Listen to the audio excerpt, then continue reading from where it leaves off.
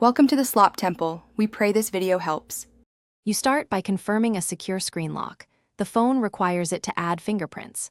Once done, clean the fingerprint sensor and remove any obstructing case or protector so registration reads correctly. Next, go straight to Settings, choose Biometrics and Security, then Fingerprints and authenticate with your PIN or password. Tap Add Fingerprint and follow the on-screen prompts. This initiates the actual capture process, so rest your finger naturally and prepare to lift and reposition as requested. Now you focus on capturing a complete fingerprint. Place the center of your finger on the sensor, lift when prompted, then reposition slightly to capture different areas.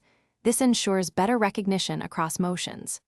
Make sure the finger covers edges by angling and changing pressure gently so the algorithm learns ridges and sides.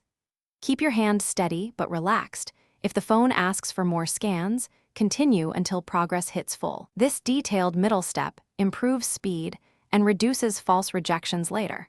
Finish by naming or confirming the fingerprint and testing it right away on the lock screen so you verify success. If you plan to use Fingerprint for Samsung Pass, payments, or app locks, enable those options now to save time. If recognition is slow or inconsistent, re-clean the sensor and your finger, then re-enroll the same finger or add another finger for backups. As a last resort, delete fingerprint data and repeat enrollment. Doing so usually resolves persistent read errors or misregistrations. Thanks for watching. Consider subscribing if we helped you.